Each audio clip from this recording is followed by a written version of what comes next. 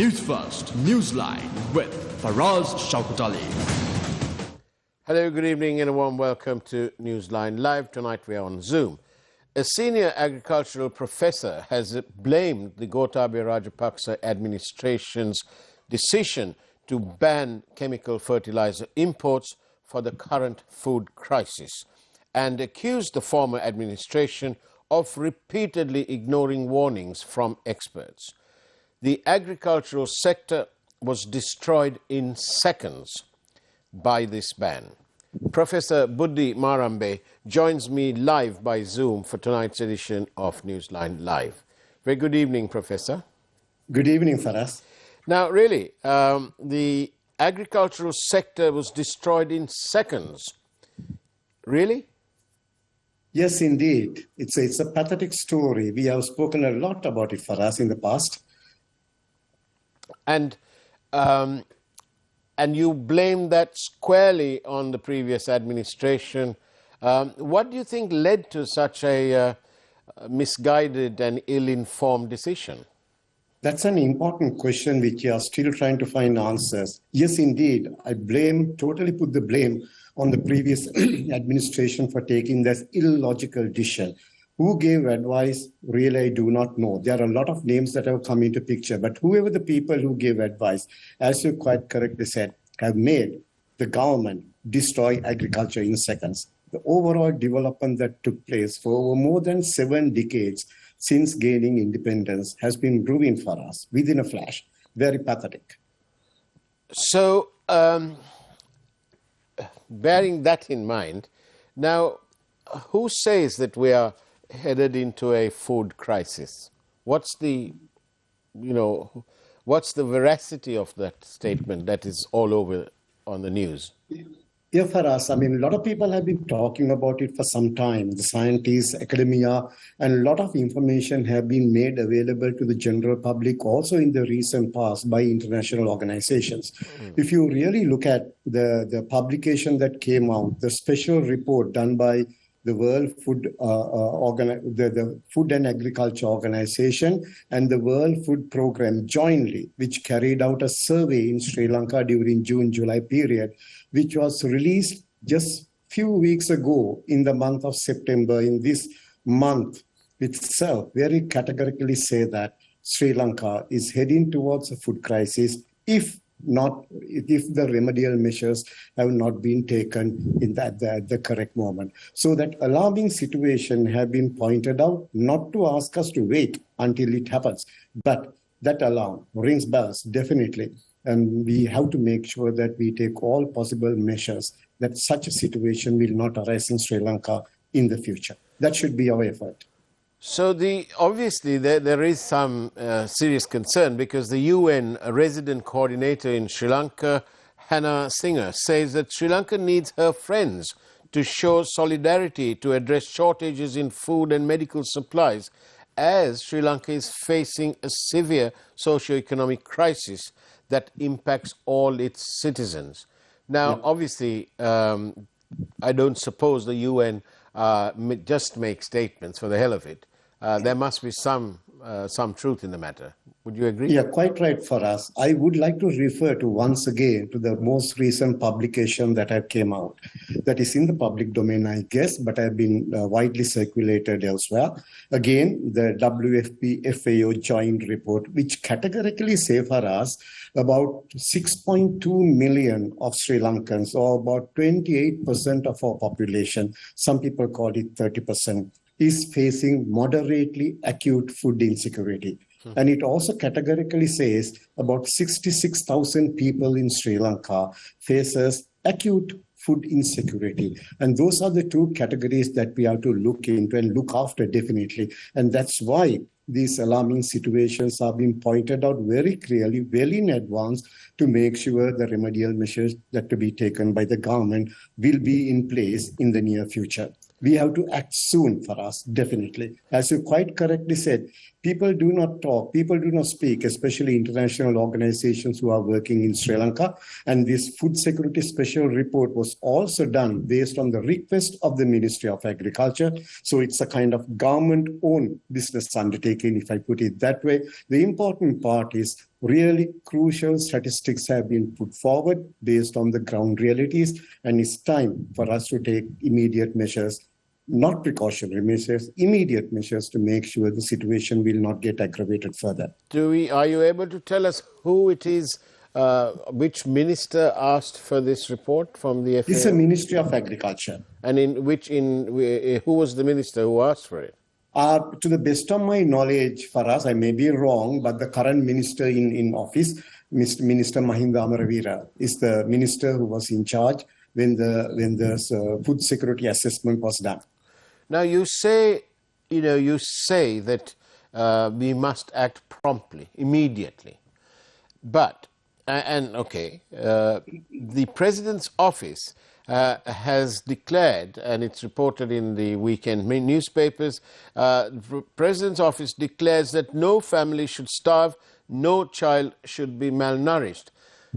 I hear wonderful words, but in practical terms, how do you manage to do this when, for example, the fertilizer that used to be 7,000 rupees a ton for paddy is now 200,000 for the fertilizer used for paddy, is now 200,000 rupees a ton.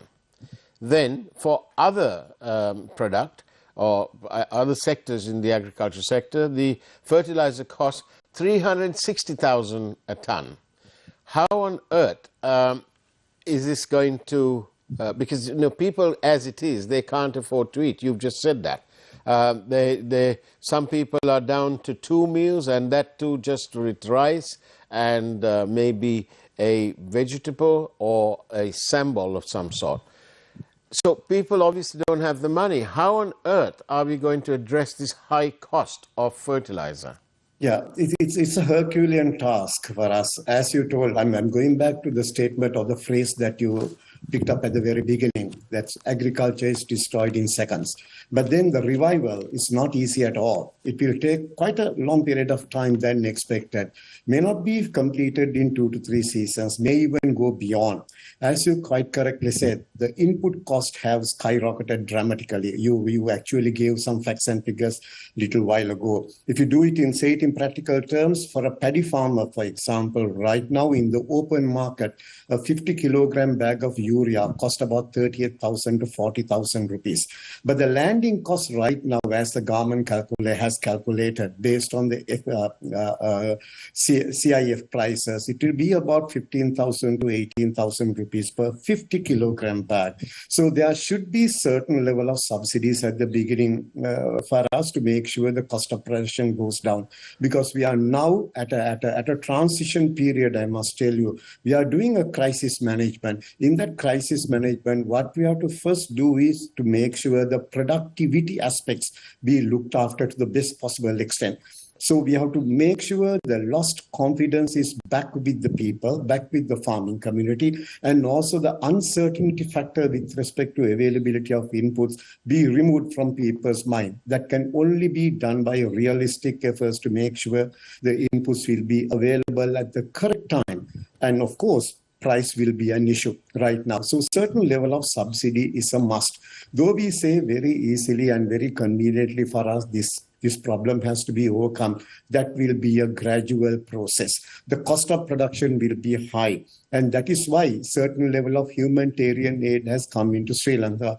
And certain global agencies have agreed upon giving cash grants to people. Those are all one-time events for us. We have to make sure that happens in that way also, because we cannot trap our people on a subsidy or kind of cash grant schemes forever. So this will be a one-time effort to make sure whatever the food availability of most vulnerable will be facilitated by supporting them to make sure the prices at which they have to purchase the food, at least that can be cushioned to a certain extent. Those are the immediate measures that can be taken, because cultivation, producing more food, and those things still will take time, at least one more season. So until then, with whatever the material available, we have to support the most vulnerable, as I told you a little while ago. However, that's on the one side. On the other side, on the flip side almost, is our agreement with the IMF. The IMF usually doesn't want and doesn't like subsidies. Exactly. So Not only where do we balance the books? Yeah, not only IMF, for us, I don't think any multilateral donor like Asian Development Bank, World Bank will support subsidies. But this is a special scenario right now, just a one-time event in this Maha season. And that's how we get humanitarian aid also for us. Humanitarian aid is, I mean, whatever the thing that we get, for example, we have received about 45,000 metric tons of rice from different countries as humanitarian aid during the past few months. That is not to be sold. For example, humanitarian aid is humanitarian aid. Likewise, there are agencies that have come up. For example, Asian Development Bank and also USAID, and all those people are there to make sure there will be cash grants given only one time once again. Please keep that in mind. We are going through a crisis management scenario. This cannot continue for any further. This is a one-time event. As I told you, we have to plan well to make sure our agriculture, the food and nutrition security will be taken care of with a well-planned program, which you have to do or start from right now, especially targeting the next Yala season. But I'm repeating what I said earlier. If at all cash grants being given, it will be given definitely to support the most vulnerable, and that will only be a one-time event. And for us, it's true what you said. I'm not a person also who will support subsidies. If at all subsidies to be given, they should be well targeted. You select the subsidy receivers based on certain logical criteria and make sure if subsidies being given, they reaches the most needed communities in our society. Subsidies should not be blanket. That's one important thing that we have to keep in mind. Now then, what you say, I hear you, but what you say makes me shudder, because you've just said cash grants. And, you know, with the well-known and well-reported matters pertaining to corruption in this country, do you seriously think that it's a good idea to give cash grants? I mean, there are certain things that we cannot avoid at this type of a situation, especially in a situation that we are trying to manage an immediate crisis. But for us, we have to make sure, we have to understand that certain systems have evolved in this country. For example, there are now databases that we can manage the situation very effectively, like the GeoGovia program that has been developed, the website that has been developed by the Department of Agrarian Development with all the relevant details of the farming community, about their bank account numbers, on their national ID card numbers, so that the corruption can be minimized to the maximum possible extent. The only way out to have success in this cash grant system is to make sure we use those systems, but not politically motivated actions as done in the past. So let's use those established system, the system that has been developed by Department of Agrarian Development. I'm not saying that's the only way out, but for the time being, that was well supported by International Water Management Institute. I know that the even Asian Development Bank is looking at upgrading it further, but there is a system right now, at least in a functional capacity, that we can look after whatever the matters arising with respect to this cash grant system, especially distribution of finances in the most prudent way. Now, again, I don't mean to be pessimistic, but the facts before us, suggest that I am, quite right to be pessimistic. I want to say this to you. It says here, only about 50% of the seed corn requirement is available to supplement cultivation in the Maha season. So says the UNDP. And it appears that Sri Lanka, for decades, the Agriculture Department and the Agriculture Ministry, which until recently was under Mahinda Gamage, has failed to produce the national seed corn requirement. This is not something that happened just in one government. It's been going on. Why is there a lack of focus on this such an important matter? After all, it is the people of our country who are affected, and it is the same people who these politicians expect to vote for. Yeah. Okay, let me go before responding to your question. Let me go back on the pessimism that you mentioned. Yeah. Yes, you are quite right. For us, you have, all points in hand to be pessimistic about what's going on in Sri Lanka based on the previous experiences that we had. But for us, on a lighter vein, pessimist is the best optimist, isn't it? Because pessimist always thinks tomorrow is better than today. That's one way to look at it as well. Coming back to your question about the seed corn or the corn hybrids that have been cultivating, there's a lack of or shortage of seed for the time being. And if we go by the available stocks, without the UNDP and the JICA joint effort to import certain quantities of seed corn to Sri Lanka, then we'll be able to cultivate only 60 to 65% of the cultivated extent.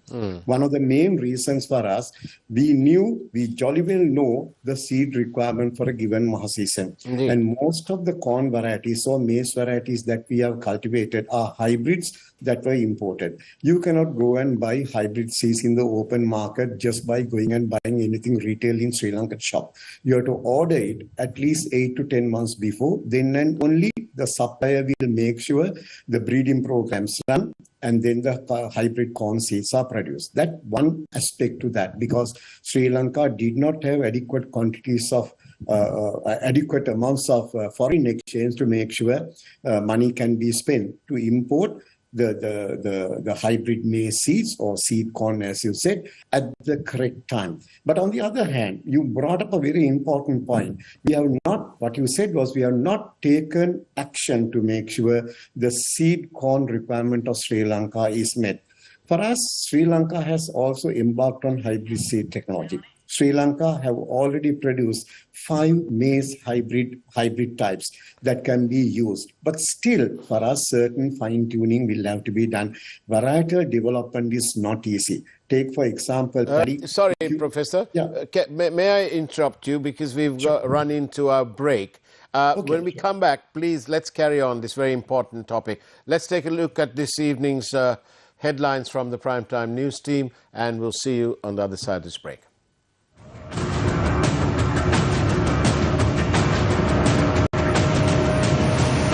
Newsfirst, Newsline with Faraz Shauketaly. Newsfirst headlines. Main sponsor. Anka eke arakshita itigini petti. Surya gini petti. The final rites of Queen Elizabeth II.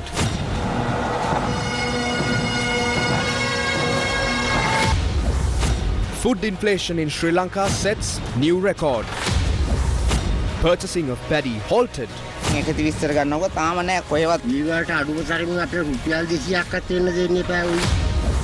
India exceeds China in providing loans to Sri Lanka. Ambalangoda Municipal Council appoints new chairman.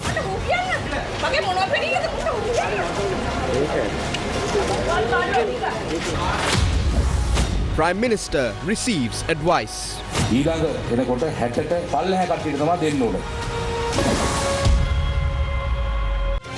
Newsfirst headlines. Main sponsor. Anka eke arakshita itigini petti.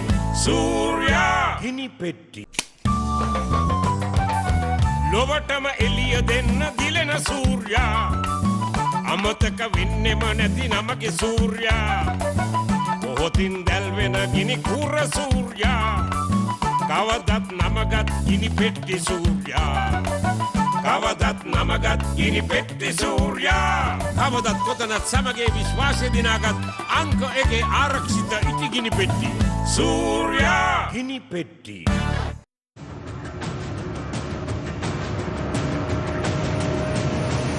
Newsfirst, Newsline with Faraz Shauketaly. And welcome back to Newsline Live. I'm in conversation with Professor Buddhi Marambe from the University of Peradeniya.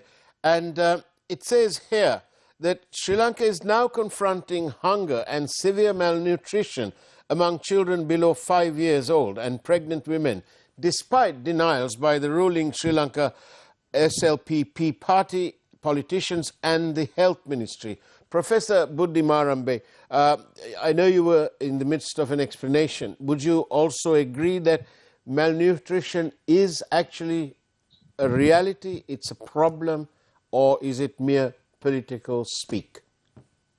Well, malnutrition has been a persistent problem in this country for us. Let's admit that. I think it's not just purely because of the current scenario or the irrational decision that was taken in 2021 in April to ban importation of fertilizer and pesticides.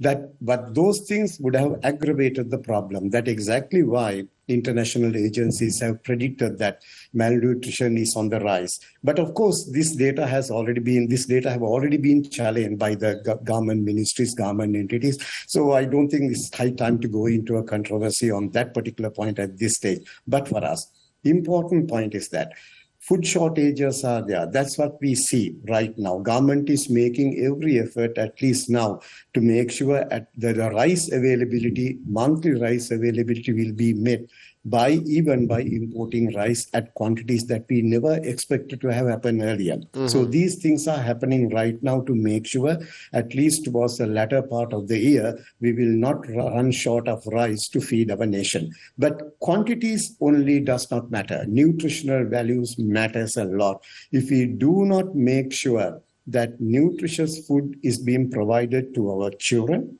pregnant women, and lactating mothers especially, of course, for you and me as well. The hidden hunger component that we are talking about, or the protein malnutrition, will be one of the severe problems that we are facing, not today, not tomorrow, but in 2 to 3 years' time. By the time we start understanding that, the bus is gone for us. So let's make sure, as I told you at the beginning, it's not easy. It's easier said than done. We know that. But take little step at once to make sure these problems will be overcome gradually. That's something. There's no time for us to argue and keep waiting for things to happen. But once an alarming situation arises, once all the indications are there, that there's a high potential for increasing malnutrition, let's start tackling that problem. And of course, it's very important, this nutrition, the malnutrition problem, because we're coming back to the fact that we need to have some form of subsidies, because without these subsidies, we are not going to be able to drive the prices down. The way we are going, there are some people who don't have breakfast. Children are going to school without breakfast. And the way the current situation is, the corn prices is going up. Therefore, the chicken feed and then the chicken prices has gone up, and eggs go up as well. So to drive it down, we need to have some of this subsidized, the fertilizer. Yeah, you're quite right. That has to be done at least for 1 to 2 seasons for us in order to achieve this long-term objective, short, medium, and long-term objectives. On top of that, for us, Sri Lanka had a very good Triposha production program. Well, that's gone out the window now. Yeah, that got dismantled last November, but they have started it once again for us. That's the important part. And even for that, we require about 20,000 to 25,000 metric tons of maize per year. Little over 1,500 to 2,000 metric tons per month of maize. That has to be collected, that has to be provided from whatever the local production that we have in order to make sure the Triposha program will come back to the normal state. Remember what we spoke of a little while ago for us? It's about the malnutrition. It's about the protein malnutrition. And Triposha, we know, is a protein-rich or nutrient-rich supplement, which includes maize, soybean, milk powder, vitamins, full fat milk powder, vitamins and minerals. All those things are considered together to make sure to provide this nutrition supplement, which we will have to continue. It's very unfortunate it was dismantled or disrupted, mainly because of lack of corn production in the previous Maha season. So this is high time. Thanks to everyone. The production has already started right now, but it will require a little bit of time to make sure the production capacity reaches its maximum. And Sri Lanka is, of course, now well on its way to becoming a poor country. I think the per capita income now is, say, between $2,500 to $2,600 per capita. So it's a poor country, and apparently we are whacked by malnutrition as well. Now that we are a poor country, is that why we are attracting sort of funds by, say, the Japanese? They've given us, I think, around $6.5 million. Yes. Do you think that's in a sort of perverse almost way, that because we are poor, we can attract more money now, more grants? Economically, we are at a downfall. I mean, poor or not, poor is the correct term to be used. You know, for us, in the first quarter, the economy of Sri Lanka was contracted by 1.6, minus 1.6%. And the second quarter, economy of Sri Lanka was contracted by 8.4% compared to the previous year. And if you look at the agriculture sector, in the first quarter alone, agriculture sector was contracted by 6.4%. And in the second quarter, by another 8.4%. So that itself gives us a story, gives a big picture of what has happened to the country, especially in terms of food and nutrition security. I usually do not use both words together because food security includes nutrition security. But since there should be a highlighting component here, paramount importance is there. So that's why we are bringing both these two terms together. That's exactly why, because of this economic downfall and the difficulties Sri Lanka face in terms of reviving and the debt structure that we are experiencing right now, and the trouble we face, that's exactly why there are countries trying to assist us. But of course, remember, for us, rather than bringing the term poor, the countries are worried, especially with respect to the malnutrition status and the hunger that we are talking about. That's exactly why we have attracted funds at this particular time to support our nation, especially those most vulnerable. Would you agree that, Professor Marambe, that although we as a country, as a people, don't appear to be blessed with politicians of a visionary nature and who can appreciate various nuances, that we have professionals at various ministries, including the agriculture sector, and that it would help if we use the 2 years to listen to what these people say, because they know a thing or two about what they're doing? You are quite correct, Faraz. That has been the pathetic story. That's I mean, I've been telling this for quite a long period of time. We, unfortunately, for the past 7.4 decades, more than 7 decades, except for 1 or 2 probably, which I've heard of, all others in the recent past, we have not had visionary leaders in this country, as very correctly told by you. The most important part of a politician should be at least to listen to the scientists, listen to the people with experience from their ministries, at least forget about other agencies, and more importantly, to make sure get the correct set of advisors for us. Advisors can ruin you. They can either make it or break it. But what we have seen in the past is they are helping contribute to break it. And that's exactly what we are experiencing right now. Well, that's obviously a case in point when we pointed out at the beginning, at the top of this program, that the agriculture sector was destroyed in seconds. That's because our president at the time, President Gotabaya Rajapaksa, obviously listened to so-called experts, and took their advice. And clearly, we all now know what that whole problem was. So there's not much good in going back and crying over spilt milk. But as a professional and as a citizen of Sri Lanka, would you welcome a situation where those who make decisions and who get it wrong should be held accountable? They should be. I mean, just saying sorry is not going to help for us. They are played with people's lives. People's money. It's our treasury money, our taxpayers' money. If they are not accountable, who else is going to be? And this is something that we should make sure that will happen in the future. From today, from now onwards, make those people who take the decisions on behalf of us responsible and accountable.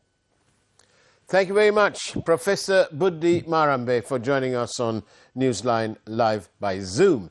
And, thank you very much, Faraz. Thank you. And it's now time for the primetime news from that wonderful crew at the newsroom. So I'll say good night and take care. And of course, as always, God bless you all.